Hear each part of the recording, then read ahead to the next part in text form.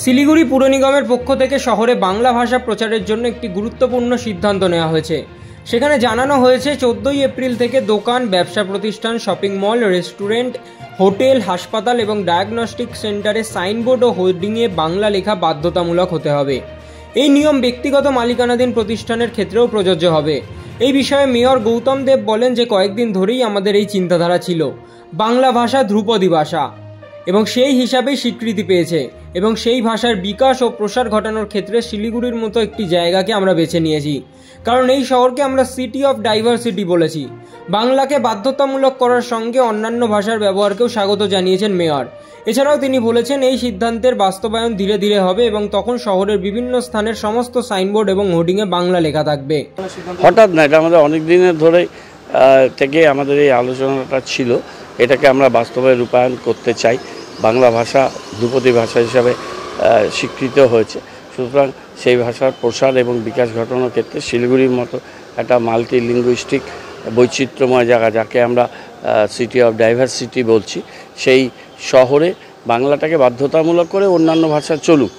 সমস্ত ভাষাকে আমরা স্বাগত জানাই। আমাদের মাননীয় মুখ্যমন্ত্রী স্বাগত জানান। সেটা গুরুমুখী হতে পারে, সেটা হিন্দি হতে পারে, ইংরেজি হতে পারে, নেপালি হতে পারে, অন্য যে কোনো ভাষা, অলচিকি ভাষা হয়, সাদ্রি হয়, যে কোনো ভাষা হতে পারে, কিন্তু বাংলা ভাষা সেটা সাইনবোর্ড, বিলবোর্ড ইত্যাদি লেখা ব্যবহার করা, এটাকে আমরা এখানে বাধ্যতামূলক করেছি।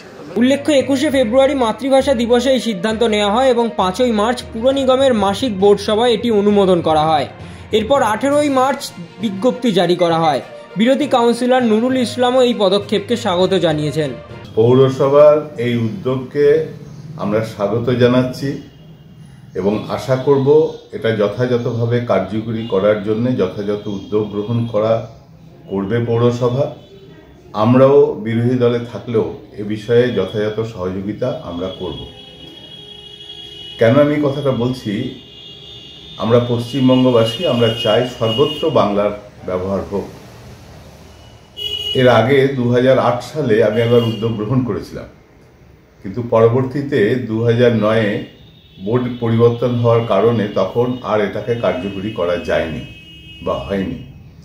ফলে এখন যে উদ্যোগটা নিয়েছে এর সাফল্য কামনা করি, এটা হোক এবং আমরা যতটা পৌরসভা আমাদের সহযোগিতা চাইবে আমরা নিশ্চয়ই এ ব্যাপারে যথাযথ সহযোগিতা করব।